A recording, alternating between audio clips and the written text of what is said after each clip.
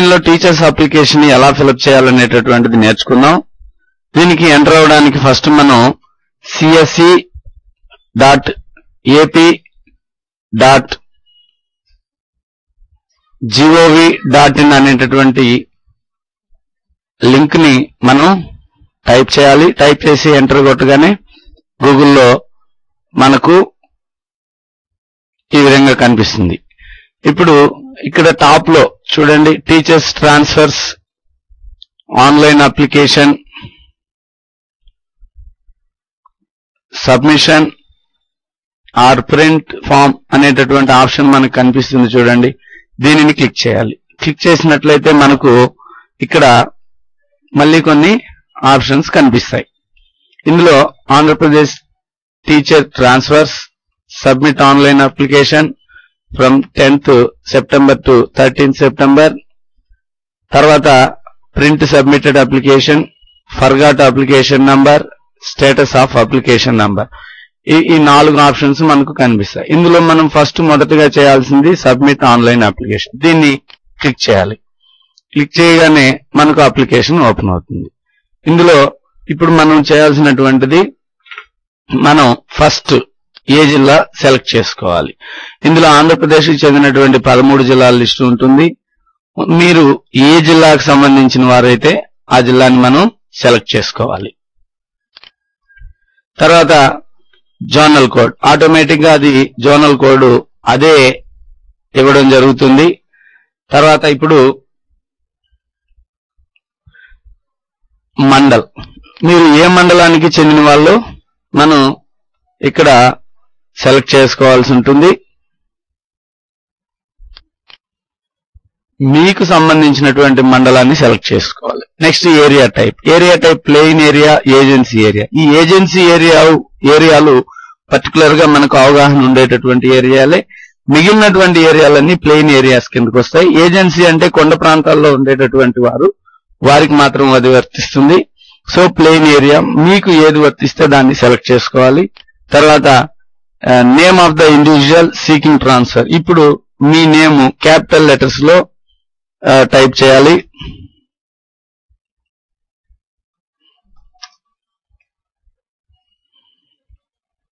ఉదాహరణకు ఒక పేరుని టైప్ చేయడం జరిగింది.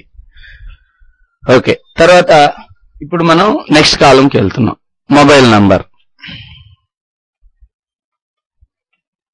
మొబైల్ నంబరు మీకు సంబంధించినటువంటిది ఇక్కడ మనం టైప్ చేయాల్సి ఉంటుంది. సో మొబైల్ నంబరు ఇది 10 నంబర్లు మాత్రమే తీసుకుంటుంది కాబట్టి +91 అని కొట్టాల్సినటువంటి అవసరం లేదు. తర్వాత ఆధార్ నంబరు 12 నంబర్లు తీసుకుంటుంది. ఆ తర్వాత అది తీసుకోదు. కాబట్టి మనకు ఇచ్చినటువంటి ఆధార్ నంబర్ కరెక్ట్ గా 12 నంబర్లు మనం ఇక్కడ ఫీడ్ చేస్తాం. తర్వాత ఎంప్లాయీ ట్రెజరీ ఐడి, ఇది మనకు 7 నంబర్లతో ఫీడ్ చేసినటువంటి మనకి ఇవ్వడం జరిగింది. ట్రెజరీ ఐడిని మనం ఇక్కడ టైప్ చేస్తాం. తర్వాత డేట్ ఆఫ్ బర్త్, ఇక్కడ ఈ కాలంని కొంత చక్కగా అర్థం చేసుకునే ప్రయత్నం చేయండి. డేట్ ఆఫ్ బర్త్ మాత్రం మనం డేట్ ని 2 నంబర్లలో టైప్ చేయండి. తర్వాత బై కొట్టండి, దీన్నే స్లాష్ అని అంటారు. తర్వాత 2 నంబర్లుగా మంత్ ని టైప్ చేయండి. తర్వాత స్లాష్ లేదా బై కొట్టి ఆ తర్వాత ఇయర్ ని 4 నంబర్లుగా టైప్ చేసి, ఇప్పుడు మీరు గుర్తుపెట్టుకోవాల్సినటువంటి అంశం ఏంటంటే ట్యాబ్ ను ఉపయోగించాలి. ట్యాబ్ ను ఉపయోగిస్తే ఆటోమేటిక్ గా మన డేట్ ఆఫ్ బర్త్ మనకి ఎన్ని సంవత్సరాలు పూర్తయింది అనేటటువంటి ఇన్ఫర్మేషన్ ఇవ్వడం జరుగుతుంది. తర్వాత జెండర్, మేల్ అయితే మేలు, ఫిమేల్ అయితే ఫిమేలు. ఈ అప్లికెంట్ ఎవరైతే ఉంటారో వాళ్ళ జెండర్ ని మనం ఫీడ్ చేయాలి. తర్వాత మ్యారిటల్ స్టేటస్, మ్యారీడా అన్మ్యారీడా. మ్యారీడ్ అయితే మ్యారీడ్, అన్మ్యారీడ్ అయితే అన్మ్యారీడ్. అన్మ్యారీడ్ అయినట్లయితే మహిళలకు మాత్రం ఇవి పాయింట్స్ వస్తాయి కాబట్టి సెల్ఫ్ డిక్లరేషన్ ఇవ్వాల్సి ఉంటుంది. ఆ ఫార్మాట్స్ అన్ని కూడా మీకు అన్ని వెబ్సైట్లలో కూడా ఉన్నాయి. సరే, తర్వాత కేటగిరీ ఆఫ్ ద పోస్ట్, ఇప్పుడు మీరు ఏ కేటగిరీకి చెందినటువంటి పోస్ట్ లో వర్క్ చేస్తున్నారో దాన్ని మనం సెలెక్ట్ చేసుకోవాల్సి ఉంటుంది. So for example grade 2 HM అయితే ఇప్పుడు whether the headmaster grade 2 had studied Urdu, Kannada, Oriya, Tamil as first language or main subject. ఇప్పుడు ఆ హెడ్ మాస్టర్స్ అంటే ఆ స్కూల్ కు అలాట్ చేయడం జరుగుతుంది కాబట్టి ఇక్కడ వాటిని సెలెక్ట్ చేసుకోవాల్సి ఉంటుంది. నాట్ అప్లికబుల్ అయితే నాట్ అప్లికబుల్. అదే ఇక్కడ school assistant non language select చేస్తే ఇప్పుడు ఇక్కడ నాన్ లాంగ్వేజెస్ మనకు ఓపెన్ అవుతాయి. Maths, physics, biology, social, physical education ఈ విధంగా. సో ఇప్పుడు మ్యాథ్స్ సెలెక్ట్ చేసుకొని నెక్స్ట్ అదే లాంగ్వేజెస్ సెలెక్ట్ చేసుకున్నట్లయితే మనకి ఇక్కడ లాంగ్వేజెస్ మాత్రం ఓపెన్ అవుతాయి. సో అదే విధంగా సెకండరీ గ్రేడ్ టీచర్ గా సెలెక్ట్ చేసుకున్నట్లయితే సబ్జెక్టు ఆప్షన్ అవసరం ఉండదు. సో నెక్స్ట్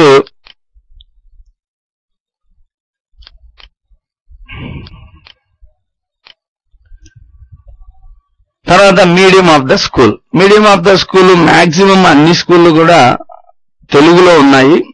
కొన్ని స్కూళ్ళు తమిళ మీడియం గాని, ఉర్దూ మీడియం గాని, హిందీ మీడియం గాని కొన్ని స్కూళ్ళు బార్డర్ ఏరియాలో మాత్రం ఉంటాయి. అలాంటివి వాటిని సెలెక్ట్ చేసుకోవాలి. ప్రస్తుతం తెలుగు సెలెక్ట్ చేశాం. మీకు ఏది అప్లికబుల్ అయితే దాన్ని సెలెక్ట్ చేయాలి. కొన్ని స్కూళ్ళు ఉర్దూ ఉంటాయి, కొన్ని తమిళ్ ఉన్నాయి. అలాంటివి మాత్రం సక్సెస్ స్కూల్ కూడా తెలుగే సెలెక్ట్ చేయాల్సి ఉంటుంది.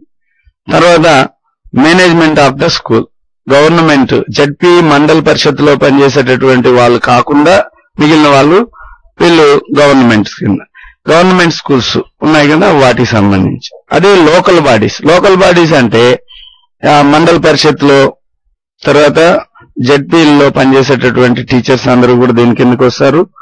ఈ మేనేజ్మెంట్ మీద మీకు అవగాహన ఉండి ఉంటుంది. సో దీన్ని సెలెక్ట్ చేసుకుంటాం.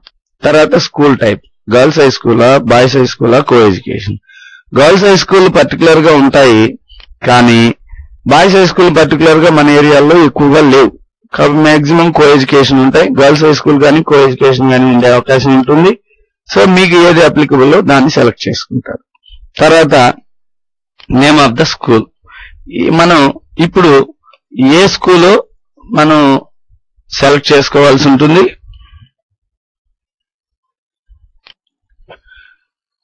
సో ఇప్పుడు మనం సెలెక్ట్ చేసాం.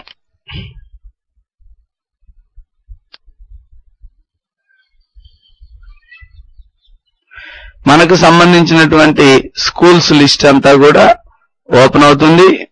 దాన్ని మనం సెలెక్ట్ చేసి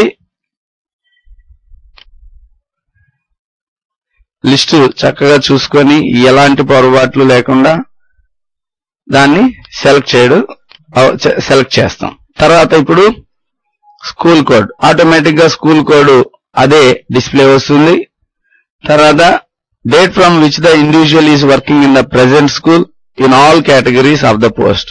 ఇప్పుడు మనం ఆ స్కూల్లో ఎన్నాళ్ళుగా వర్క్ చేస్తున్నాం అనేటటువంటిది మనం టైప్ చేయాల్సి ఉంటుంది. ఇక్కడ కూడా డేట్ ఎప్పుడు వేసినా సరే ఈ అప్లికేషన్ లో బై గాని స్లాష్ గాని ఉపయోగించండి, లేకుంటే ఎర్రర్ చూపిస్తుంది. ఎంటర్ కొట్టకూడదు ఇక్కడ.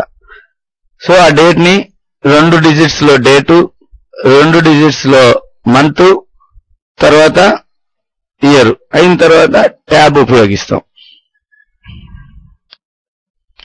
సో ఇప్పుడు మనకు ఎన్ని సంవత్సరాలు సర్వీస్ ఉందో తెలుస్తూ ఉంది.